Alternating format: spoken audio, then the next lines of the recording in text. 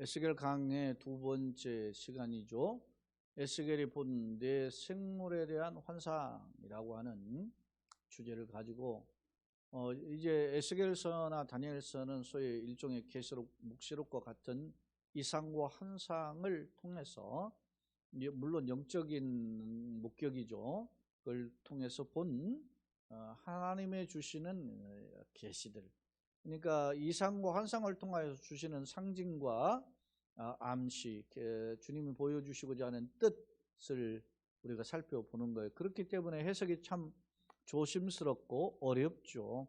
문자적으로나 하면 그대로 우리가 이해할 수 있겠는데 이것이 상징과 이상 그리고 또 그걸 통한 암시, 심볼이 되어 있기 때문에 조심스럽습니다. 오늘은 에스겔이 환상 속에서 내 생물을 보는데 내 생물 전에 내 생물이 모시고 있는 하나님의 영광의 위엄을 보여주는 장면까지 기록되어 있어요. 그 내용을 한번 함께 살펴보고자 합니다. 먼저 서론으로 송출되는 말씀을 한번 잠깐 살펴보겠습니다. 앞서 에스겔은 자신이 누구이며, 자신이 누구였죠? 자신은 제사장 부시의 아들, 제사장 가문의 사람이고 사회의 나이가 30세에 이제 하나님 부름을 받았다 그랬어요. 사실은 그런 제사장의 신분이 좀 어땠습니까? 5년 전에 25세 이미 바벨론의 포로에 끌려왔어요. 역사적으로 보면 바벨론 2차 포로에 끌려온 사람 중에 한 사람이었다 그랬죠. 2차 포로는 유다의 여호야긴이라고 하는 여호야긴 왕의 아들이며 요시아의 손자가 얘가 석 달 통치하다가 끌려왔던 거죠. 젊은 나이, 어린 나이에 끌려온 거죠. 그런 상황 속에서 에스겔도 25이라는 나이에 끌려와서 5년의 세월을 보내는 중에 있다가 하나님의 환상을 보게 되었다라고 하는 거예요. 누구임이 어떤 형편인지, 자신의 에스겔에 대한 소개, 그리고 자신이 지금 어떤 형편이 포로인 신분, 그런 국가적인 상황 이런 것들을 소개한 바가 있었어요. 자, 오늘 본문은 4절로 14절이죠. 에스겔이 목격한 첫 번째 이상으로 내 생물에 대한 환상입니다. 내 생물을 이제 하는데, 이 내 생물은 정리하면 하나님의 보좌를 호위하고 하나님의 영광을 송축하는 그런 일종의 천사 그룹임을 알 수 있어요. 환상에 대해서 기록하겠다. 주목할 점 3절에서 여호와의 권능이 내 위에 임하였다라고 이미 3절에 보면서 에스겔에게 하나님이 그 말씀이 특별히 임하고 여호와의 권능이 내 위에 있었다. 그러니까 내가 보니까 보았다라는 말은 우리가 보기에는 눈으로 보는 것 같지만 영적인 환상임을, 영적 이상임을 알 수 있어요. 그런데 그 권능이 있다고 했는데 4절에서는 내 생물을 이제 언급하기 전에 4절은 5절부터가 14절까지가 내 생물에 대한 모습이고 4절은 사실은 내 생물이 모시고 있는 그 영광의 모습이에요. 자, 4절에 보면은 그런 표현이 나오는데 예를 들어서 폭풍이나 큰 구름이나 불이나 단쇠, 달궈진 쇠죠. 그런 것 등으로 표현한다는 점인데 이것은 바로 하나님의 영광을 나타내는, 가리키는 표현들인데 그렇다면 하나님의 영광은 어떤 거고 내 생물은 무엇인지 한번 살펴보자라는 것입니다. 자, 성경으로 와서 4절에 보니까 내가 보니 아까 환상 이상 중에 보았다는 겁니다. 북쪽에서부터 폭풍과 큰 구름이 오는데 이 북쪽에서부터라는 표현들을 학자들 여러 해석이 있는데 전통적 해석 중에 하나가 성경에서 보면 종종 북쪽은 하나님이 거하시는 곳으로 묘사되어 있거든요. 그래서 이런 표현들을 근거로 아마 북쪽에서부터는 하나님이 임재하신다라는 표현을 하는 거예요. 근데 오는데 뭐가 오느냐? 폭풍이 오고 큰 구름이 온다. 자, 하나님은 폭풍 가운데 말씀하시는 것을 여러분 기억하시죠? 욥기에 보면은 폭풍 가운데 하나님 임재하시는 장면이 나와요. 그 다음에 뭐 여러 구름은 흔히 하나님의 임재의 상징 구름이 가득했다. 성전에 솔로몬이 성전을 봉헌할 때도 구름이 가득하죠. 모세가 시내산에 올라갈 때 백성들 앞에서 구름이 가득하잖아요. 그런 구름. 그다음에 구름기둥, 불기둥 이런 게 다 하나님의 임재의 상징이잖아요. 그 다음에 여기 보면 큰 구름이 있고 그 다음에 그 속에 불이 번쩍번쩍 빛나는 거죠. 그 불이 빛나는 그런 광채죠. 광채는 영광의 광채고 어둠 몰아내잖아요. 그러니까 하나님의 위엄, 영광, 임재를 상징하죠. 그 속에서 불이 번쩍번쩍하게 빛이 그 사방에 비치며 그 불 가운데는 불이 비치면서 이렇게 자세히 보니까 불 중앙에는 뭐가 있냐면 단쇠가 있다. 달궈진 쇠죠 이게. 그러니까 뭐 빨갛게 달아오르는 쇠 같은 것이 나타나 보이고 이렇게 표현하고 있어요.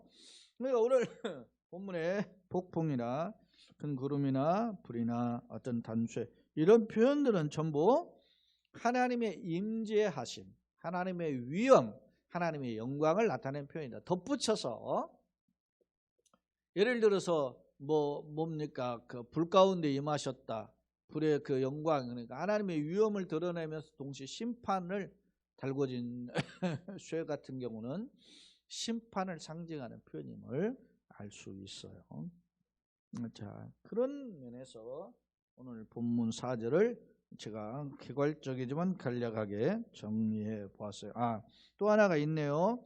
목자는 이런 그 하나님께서 임재하시는 표현들을 하나님의 있는 어떤 초월성 이런 것들을 강조하기도 하고 그다음에 임재 설명했었죠. 위엄 설명했죠. 아까 그 불의 심판주의 표현 이런 표현임을 알 수 있어요.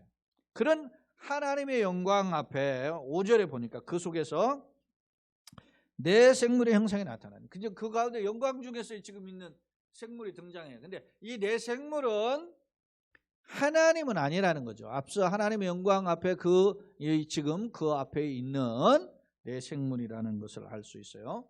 근데 내 생물의 형상이 어떠냐? 그들의 모양이 이러하니 그들에게 사람의 형상이 있더라. 그래서 자, 참고적으로 제가 세 번째 화면에 보여드릴 텐데 제가 이제 요한 계시록이라든지 다니엘이라든지 에스겔이라든지 환상을 본 거잖아요. 그 환상을 본 중에 이런 내 생물과 같은 환상을 보기도 해요. 특히 요한계시록하고는 에스겔하고는 일치점이 많아요. 내 생물의 모습이 예를 들어 내 생물의 모습 하나는 사람의 얼굴, 사자의 얼굴, 독수리 얼굴, 소의 얼굴 이런 식으로 나오잖아요. 그런 그 모습을 상징하는 게 과연 무슨 뜻인가 이런 것도 나오는데 이런 모습들이라든지 빛난 주석과 같다라든지 빛난 주석은 계시록에 나오죠. 우리는 7절인가죠? 7절에 광낸 구리 같다. 광낸 구리나 빛난 주석은 비슷한 말이잖아요. 그런 표현이라든지 아니면은 또 뭡니까? 황옥이라든지 맑은 물소리라든지 또 보좌라든지 무지개라든지 이런 그리고 그걸 보는 사람들의 엎드림이라든지 이런 것들이 다 그 하나님의 영광 앞에서 이루어지는 그런 그 영광과 그리고 그에 따른 반응 이런 것들을 볼 수 있거든요. 그런 내용들을 오늘 본문의 말씀 통해서 우리가 엿볼 수 있다라는 점입니다. 자, 내 생물을 한번 좀 더 들여다 보겠습니다. 자, 6절에 보면 그들에게 각각 내 얼굴과 내 날개가 있고 그들의 다리는 곧은 다리요. 자, 얼굴과 내 얼굴 내 날개라. 이는 내 얼굴은 이제 그 모든 사면을 보시는 얼굴과 눈은 모든 것을 사방을 다 살피시는 그런 얼굴이다. 이런 것을 그러니까 누구든지 하나님의 그 소위 보면 주권 안에서 벗어날 수가 없는 거예요. 그 다음에 이제 날개가 있는데 날개들에는 역할이 있죠. 어떤 경우에 계시록에 6날개가 있죠. 또 어떤 둘은 날고 둘은 얼굴을 가리고 둘은 발을 가리고 이러죠.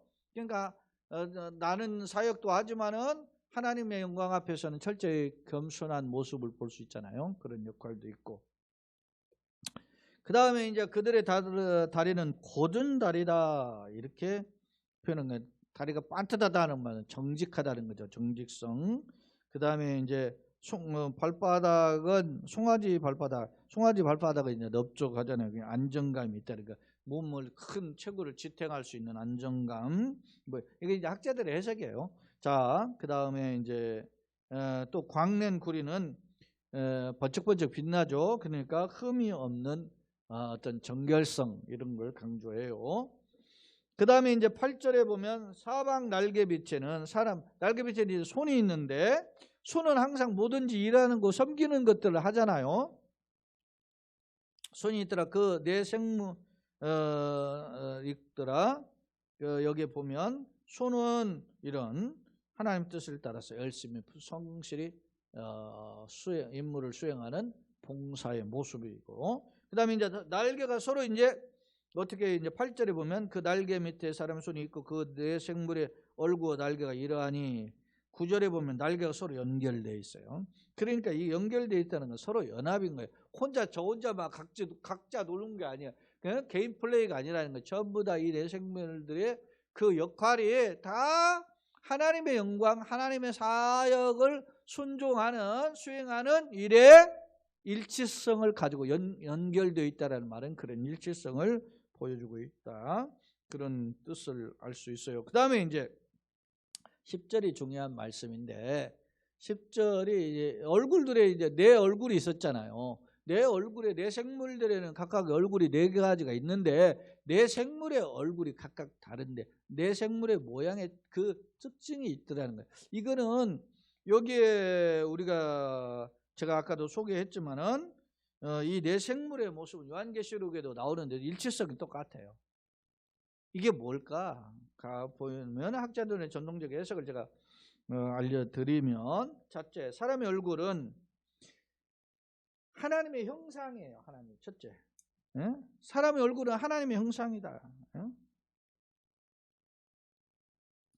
여러분, 사람은 누굽니까? 우리가 우리 모양을 따라서 사람 만들자 해서 만들었는데 그게 인간의 형상의 사람의 형상이잖아요. 이게 사람의 형상이 누구예요? 하나님의 형상을 따라서 소위 하나님의 형상을 본받았다 그래서 이마고 데이라고 하는 거예요. 이마고는 이미지잖아요. 우리 영어로 보면 데이는 데오스 하나님이라는 거예요. 하나님의 형상을 따르는, 뭘 따르는 거예요? 그러니까 이게 외형적으로, 물론 이마고 데이라는 것은 신의 성품에 부어졌다라는 그런 의미인데, 외형적으로 하나님의 그 어떤 것들도 카피된 듯 이렇게 보여지는 거죠. 근데 이걸 우리가 사람의 얼굴에 하나님이 우리 사람처럼 생겼다 이렇게 말할 수는 없어요. 하나님을 형용할 수는 없거든. 그렇지만 적어도 인간이 하나님의 형상으로 지음받았다라는 점을 통해서 보면 사람의 얼굴은 하나님의 형상으로 지음을 받았으니까 뭐가 있어요? 이마고 데이에는 뭐가 있어요? 신의 성품이 부어졌다는 거니까 인격을 갖춘 존재다. 내 생물은 뭐가 있다는 거예요? 인격이 있다는 거예요. 동물이 인격이 있어요? 없지. 내 생물에는 인격이 있다. 그런 것이죠. 그 다음에 사자의 얼굴은 전통적으로 독수리나 사자는 그 용맹성과 민첩성을 가리켜요. 사자는 그래서 무엇에 비유해요? 밀림의 왕을 강조하죠. 그러니까 주권, 힘, 능력 이렇게 표현을 해요. 그래서 10절에 보면은 넷의 앞엔 사람의 얼굴, 넷의 오른쪽에는 사자의 얼굴. 사자는 그런 위엄, 용맹성, 왕권 이런 것을 상징하고, 손은 뭐예요? 힘도 있지만 뭐가 있어요? 충성하잖아요.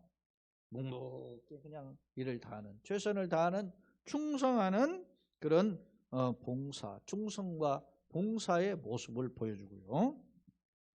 그 다음에 독수리는 날렵하고 민첩하게 날아가잖아요.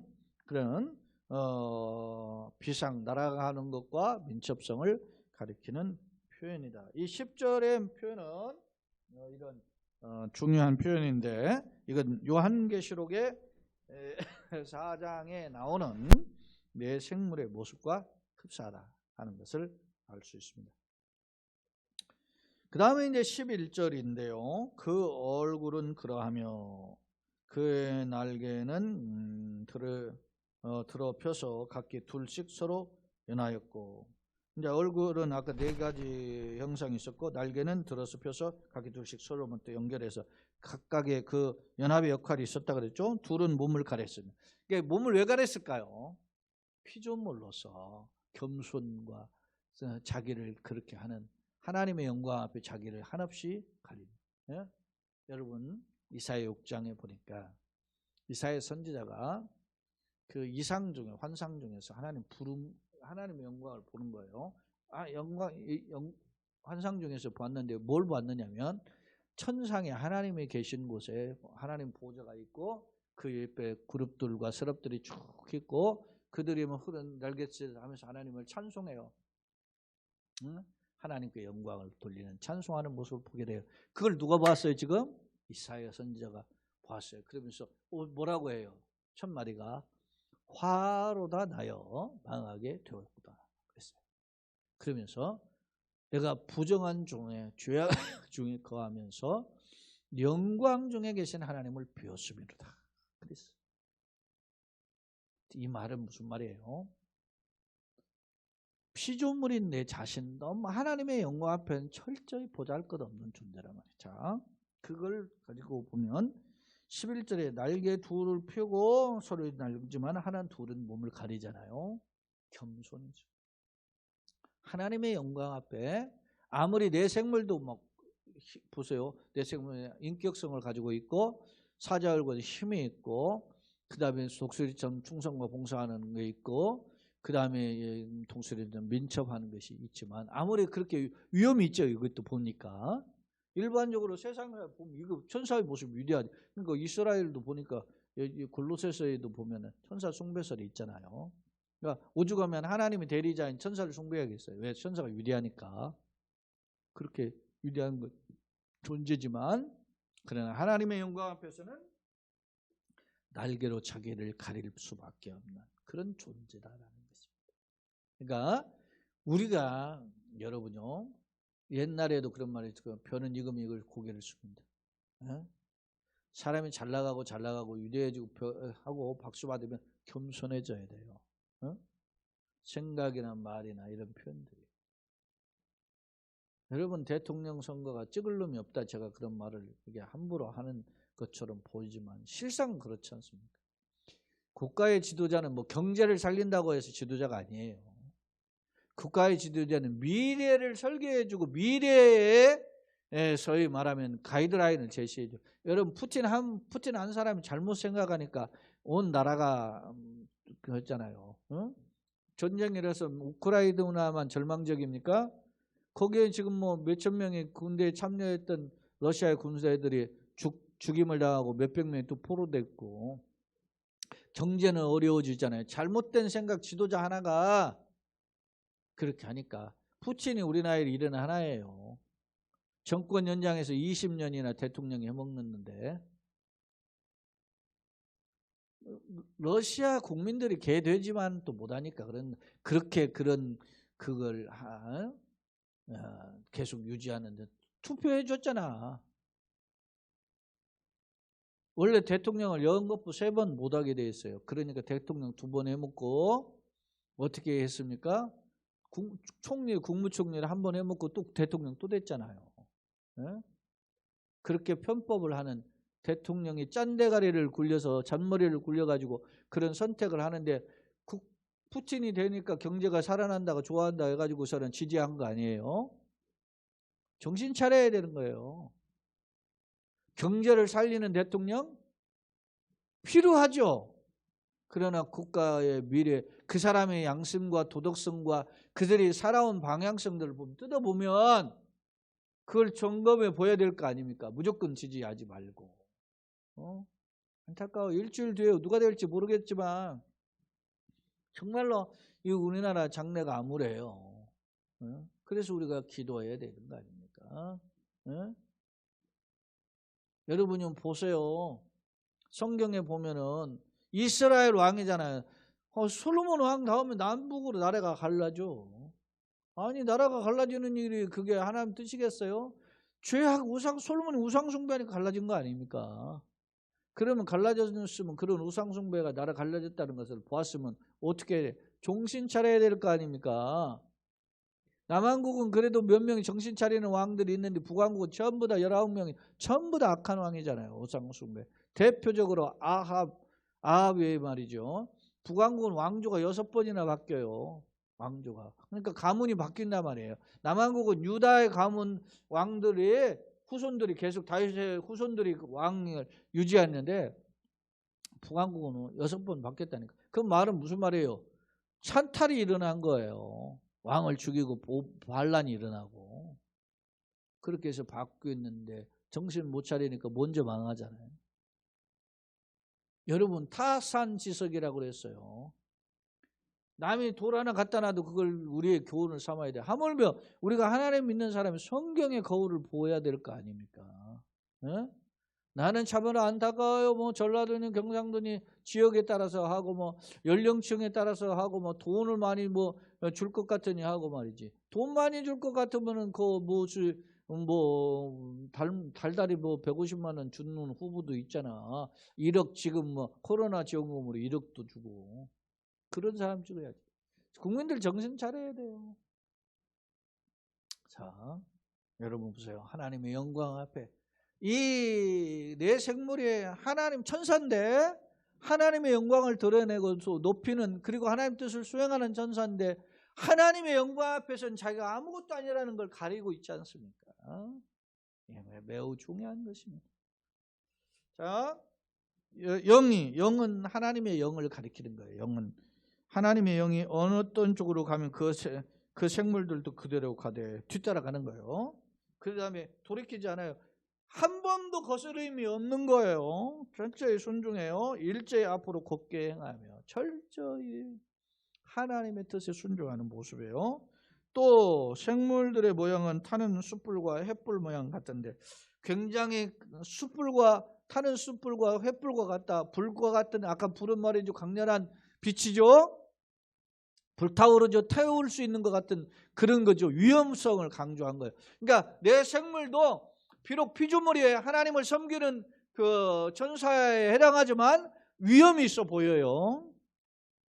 같은데 그 불이 그 생물 사이에 오르락 내리락 하며 그 불은 광채에 막 불이 막 오르락 막 펄펄펄펄 타오르는 모습처럼 막 보이는 거예요. 지금 형용을 할 때 표현을 하면 하고 그 불은 광채가 있고 불이 막 빛나죠.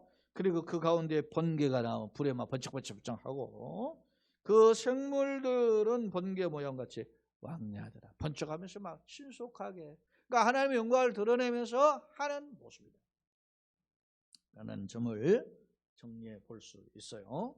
자, 주목할 점은 이 지금 오늘 제가 4절로 14절에 내 생물이 모시고 있는 하나님의 위엄에 임재하자. 하나님의 영광의 모습은 안 보여요. 그러나 하나님의 영광에 임하시는 그 보좌의 그 광경, 북쪽에서부터 임한다. 그러니까 하나님 임재하시는 표현, 그 다음에 뭐 폭풍이나 큰 구름이라든지, 그 다음에 불이라든지 그 탄쇠, 불에 막 달궈진 쇠 같은 그런 모습은 위엄과 영광과 능력이 가득한 모습을 보이죠. 아직 하나님의 영광은 보이지 않는데, 근데 그 앞에 내 생물이 자기의 모습을 가리면서 그도 아름답죠. 뭐 사람의 인격성을 가지고 있고 사자의 모양도 있고 송아지 모양도 있고 그다음 독수리에서 난청한 그런 그 생물의 모습이지만 영광스러워서 번쩍번쩍하잖아요. 불도 나고 지금 횃불 같고 그러면서도 철저히 겸손하면서 혼자 독단적으로 해가지 않고 하나님의 움직이는 대로 따라가는 그런 모습을 보여줘요. 자, 이게 무슨 모습일까? 정리하면 왜 이런 걸 보여줬을까 궁금하잖아요. 한번 정리해 볼게요. 자, 두 번째 화면입니다. 에스겔이 폭풍과 불 가운데 임하신 하나님의 유엄과 영광을 목격했다. 4절이죠. 그러니까 하나님의 형상을 볼 수는 없지만 그런 그 하나님의 영광의 위엄을 그 모습을 주변에 이런 불과 폭풍과 구름과 이런 불 달궈진 쇠 이걸 통해서 볼 수 있다는 거죠. 자, 북쪽에서는 부터 성경에서는 종종 북쪽을 하나님 가시는 곳으로 묘사되었다. 이런 하나님의 초월성을 강조하는 거죠. 세상에 계시지 않고 또 만유에 계시는 왕이심을 보여준다는 거예요. 그 다음에 이제 폭풍과 큰 구름, 하나님의 위엄과 임재의 상징이고 불이 번쩍번쩍 사방에 비쳤다. 하나님 임재의 표현이고 또 불 가운데 단수 같은 것이 있다. 하나님의 영광, 특히 심판으로서 불타는 모르는 것은 심판을 강력하게 내포하는 표현이다라는 걸 알 수 있어요. 자, 이것을 통해서 내 생물이 내 생물의 이 모습인데, 내 생물은 이제 얼굴은 네 종 부류가 있어요. 사람은 인격성, 그 다음에 사자는 왕권 힘, 그리고 소는 충성과 봉사, 그리고 독수리는 민첩성, 이런 것을 위하게 하고 있죠.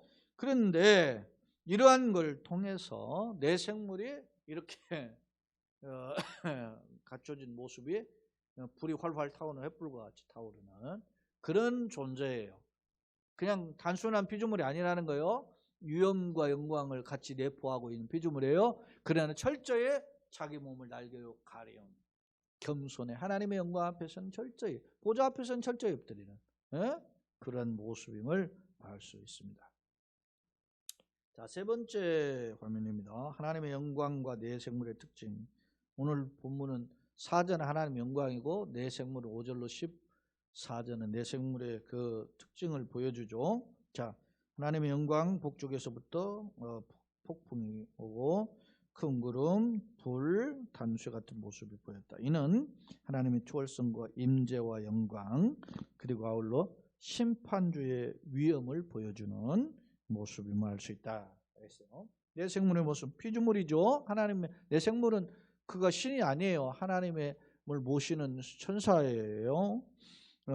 그런데 피조물로서 하나님의 영광을 드러내는데 철저히 순종하는, 자기 혼자의 생각을 가지고 있지 않아요. 철저히 하나님 뜻에 순종하는 모습.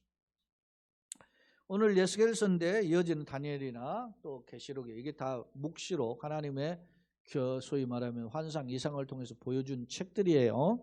그런데 특히 이런 다니엘이나 계시록을 보면 공통성, 연관성이 있다라는 거예요. 예컨대 하늘이 열렸다. 오늘 1절에 보면 하늘이 열렸다 그러죠. 하늘이 열리면 하나님의 모습이 보이는데, 그런데 계시록의 4장에 보면 하늘이 열린 문이 있어가지고 문이 열려가지고 쑥 들어가게 하잖아요. 그런 게 보이고, 그 다음에 이제 오늘 5절에도 보면 내 생물이 있고, 요한계시록에서도 보면 내 생물이 있는 모습이 보여요. 참고적으로 이사야가 본 스랍은 6날개가 있었잖아요. 둘은 날고 하나는 몸을 가리고 하나는 다리를 가리고 이렇게 하는 그것을 보면 알 수 있잖아요. 그런데 여기는 내 생물의 날개는 아마 넷으로 보여지는데 그런 모습을 알 수 있어요. 자, 그 다음에 이제 광낸 구리나, 여기는 본문에 광낸 구리가 광을 냈다 그렇게 했지만 다니엘서나 요한계시록 보면 빛난 노시나 주석과 같다. 예? 다 주석을 반짝반짝 하는 것, 광낸 것 똑같아요. 모습이 사람, 사자, 소, 독수리 모습, 계시록에도 나오고요. 황옥이라고 하는 표현, 다니엘서 일치성이 있고, 눈이 가득했다 이렇게. 오늘 우리가 읽지는 않았지만 18절에 보면 그 둘레는 높고 무서우면 그 네 둘레로 돌아가면서 눈이 가득했다라는 말이 있거든요. 18절에 다음 시간에 살펴보겠는데, 내 생물의 이제 모습을 좀 더 이제 구체적으로 더 이야기할 텐데, 그런 게 있는데 가득하고, 또 소리가 나는데 물소리 같다. 요한계시록에도 맑은 물소리, 또 그렇게 나오죠. 이게 많은 물소리, 맑은 물소리, 이게 하나님의 영광을, 임재를 상징하는 표현들이에요. 보좌도 있고 무지개도 있고 또 그 가운데 철저히 하나님 보좌 앞에 엎드리는 그런 모습을 볼 수 있어요. 자, 결론 부분입니다. 구약 성경을 살펴보면은 하나님은 자신을 계시가 자신을 드러내 보여주는 거죠. 왜냐하면 사람이 눈으로 하나님 볼 수가 없어요. 또 하나님 모세가 보여달라니까 나를 보는 자 결국 살 수 없다 그러잖아요. 왜? 죄악 중에 영광을 보이면 살 수가 없어요. 그러니까 하나님은 반석 사이에 딱 감추고 보여주세요. 그 반석은 그리스도라고 보았을 때 우리가 예수 안에서만 볼 수 있다는 것도 학자들 그렇게 해석도 해요. 그러니까 은혜로 볼 수 있는 거죠. 은혜로. 하나님 보여주세요. 그러니까 우리가 영안을 열어서 주님의 귀한 법을 보게 하소서. 시편 기자는 그렇게 기도하잖아요. 하나님의 영광의 나라를 보여주세요. 네? 얼마나 귀합니까?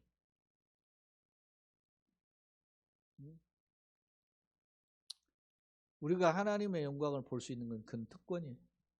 축복이고 그건 최고의 축복.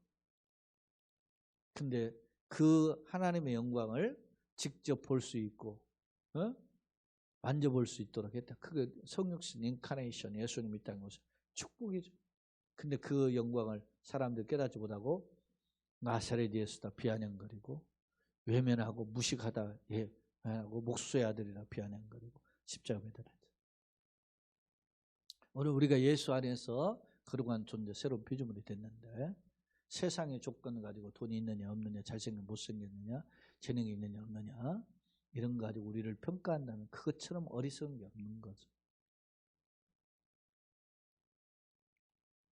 하나님이 자신을 계시하거나 드러내 보여주시죠. 일부만 다 보여주시면 보고 여러분 하나님 보고서 살 수가 없어요. 네? 욥이 뭐라 그래요? 그렇게 힘들고 어려웠고 할 때 불평이 와 있잖아요. 욥에. 네? 그런데 하나님 본다. 그런 말씀하시는데 욥이 어떻게 해죠? 이제 귀로만 들었던 하나님의 이제는 얼굴로 뵙다. 눈으로 뵌다. 그러니까 불평 원망이 다 떠나서 감사만 하죠. 오히려 내 입만 가릴 뿐이에요. 예? 이치로 무지한 말로 이치를 가리우는 자가 누굽니까? 자기가 그 입만 가리우.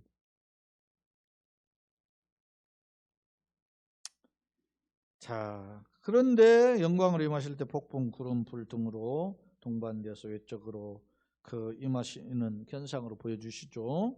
이는 하나님의 위엄, 권능, 특히 불과 단수와 같은 경우는 심판주의 위엄을 보여주는 속성임을 상징적으로 보여주고 있어요. 자, 본문은 이게 뭐예요? 지금 누가 봤죠 이게? 에스겔이. 에스겔이 지금 상황태가 어때요? 제사장이지만은 제사장 노릇을 못하죠. 포로를 끌려가가지고 그래서 5년 동안 이렇게 포로 신세 하다가 지금 본 거예요. 제사장 노릇을 해야 되는데 할 수가 없어. 포로 신세. 근데 그런 자에게 하나님 보여주셨어요. 절망 중에 있는 자에게 보여준 거죠. 하나님의 영광 신이 드러내심을 통해서 야, 세상은 너를 짓밟고 있지. 그러나 세상의 주인은 누구다? 하나님이다. 사랑해요 여러분. 코로나가 우리를 힘들게 하죠. 세상에 여러분 우리가 기대한 것만큼 세상 펼쳐지지 않죠. 대통령이나 누구가 우리를 다 속여요. 우리가 기대한 만큼 펼쳐지질 않아요. 여러분 우리가 대통령 수없이 바꿔봤잖아요. 마음에 드는 대통령 누가 있어요? 여러분 이게 인생이에요. 그런 절망 중에 있는 자에게 누가? 하나님이 보여주신 거죠. 하나님의 위엄과 영광. 다시 말하면 절망 중에 본 비전인 거죠. 이게 에스겔서는 48장은 그러니까 절망 가운데 있는 자에게 보여주는 영광을 보여줘. 근데 그 영광이 40장에 48장까지 보니까 뭐예요? 결국 성전에 임하시는 영광이 들어요. 네? 그 영광이 떠나지 않아요. 48장 마지막 부분에 여호와 삼마. 여호와 삼마란 말 하나님이 거기 계신 항상 성전에 머무르 계신다. 떠나셨던 하나님이 함께 계시기 때문에 말이죠. 그러니까 그 영광의 하나님을 친히 보여주시면서 만물의 주인과 통치자는 바로 하나님이시라는 걸 다시 한번 깨닫게 하시고 그리고 화려한 내생물 굉장히 위험성이 있어요. 그러나 그도 결국은 하나님을 수종드는 피조물에 불과하다. 천사에 불과하다라는 점을 보여주고 있어요. 자, 나는 지금 어떤 존재입니까? 나는 하나님을 어떻게 바라보고 있습니까? 나는 냄새라면 그러나 하나님의 영광의 아들 딸 삼으시고 하나님의 일의 주인공이 되게 하셨어요. 할렐루야. 그것을 우리가 기억하고 우리가 다시 한번 우리의 마음을 심기일전한다면 은혜로 회복한다면 우리는 망하지 않는 것입니다. 사망아 너희 쏘는 것이 어디 있느냐. 사망이 이것은 죄와 권능이라 하잖아요. 우리는 우겨싸움을 당할 수가 없어요. 하나님 붙잡고 있기 때문에. 냄새나고 비록 연약한 우리 자신이지만 그러나 하나님의 자녀로 택하시고 하나님의 일꾼으로 쓰게 하셨음을 기억하고 우리가 얼마나 남은 생애인지 몰라요. 그러나 나그네 길 어간에 주어진 삶에 감사하고 힘을 내서 달려갔으므로 하나님을 기쁘시게 하고 세상에 덕을 끼치는 주님의 믿음의 군사로서는 귀한 걸음 되시기를 예수님의 이름으로 축원합니다. 아멘.